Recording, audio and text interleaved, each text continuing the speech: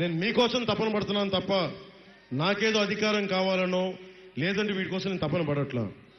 మీరు ఊహించండి, ఒక ఉద్దానం అనే సమస్య కోసం నేను పోరాడగలిగితేనే ఈ రోజున పరిష్కార మార్గం వచ్చింది, మర్చిపోకండి.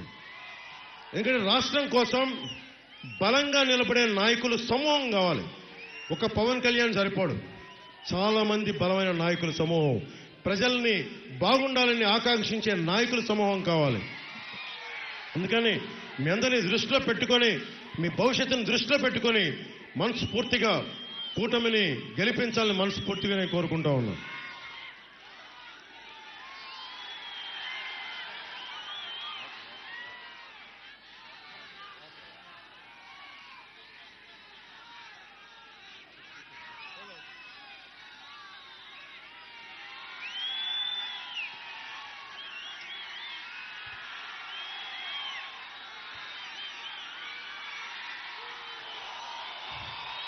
ముగింపు మాటలుగా నేను తల్లి భక్తుడిని,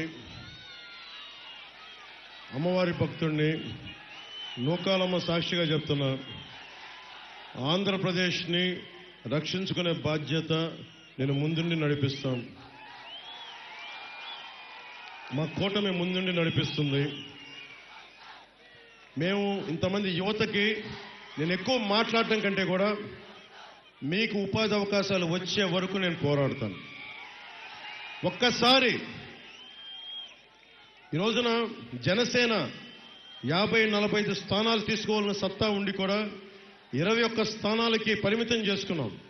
కానీ 21 మంది కూడా చూస్తే చాలా బలమైన నాయకులు, అసెంబ్లీని గడగడగలాడించే నాయకులు, అసెంబ్లీని స్తంభింపజేసే నాయకులు. అలాంటి నాయకుడు ఒకడు ఇక్కడ మన వేదిక పైన అనకాపల్లి మనకి సభ సాక్షిగా ఉన్నారు, కొనతాల్ గారు.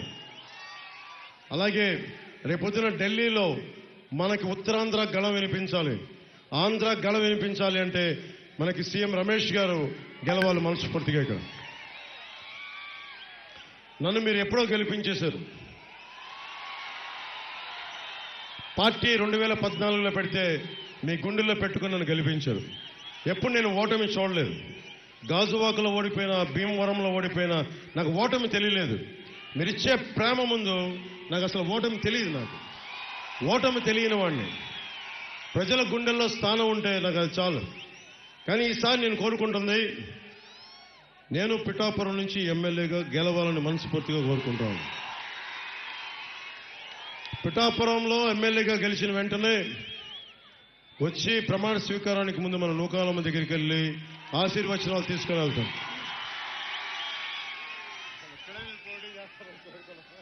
పాపం కొనతాల్ గారు అడిగారు అనకాపల్లి నుంచి పోటీ చేయమని. కానీ నేను చెప్పాను, మీరు ఉత్తరాంధ్రకు సంబంధించి మీ అనుభవం చాలా అవసరం రాష్ట్రానికి. నేను ఒక్కనే సరిపోను, మీరు కూడా రావాలి ఇక్కడికి, మీరు కూడా అసెంబ్లీలో ఉండాలని కోరుకొని ఆయన మనస్ఫూర్తిగా నిలబెట్టాను. ఆయన అభ్యర్థిత్వానికి బలమైన నాయకులైంది కూడా ప్రతి ఓటర్ దగ్గర సొంత మనుషులాగా ఉండి కలిసిపోయే పీలా గోవింద్ గారు మనస్ఫూర్తిగా మద్దతు తెలపడం నాకు నిజంగా ఆనందం కలిగించింది. అలాగే నాకు పాలిటిక్స్లోకి రాకముందు నుంచి కూడా, సినిమాలోకి రాకముందు నుంచి కూడా నాకు దాడి వీరభద్రరావు గారి పరిచయం ఉంది. దాడి వీరభద్రరావు గారు మనస్ఫూర్తిగా నా కృతజ్ఞతలు తెలియజేసుకుంటా ఉన్నా. ముఖ్యంగా కులాలకి, మతాలకి, ప్రాంతాలకి అతీతంగా మా కూటమి నిలబడుతుంది. మీ ఆశీస్సులు కావాలని కోరుకుంటూ తిరిగి విజయనాథంతో అనకాపల్లిలో అడుగు పెడతాం మళ్ళీ భవిష్యత్తు.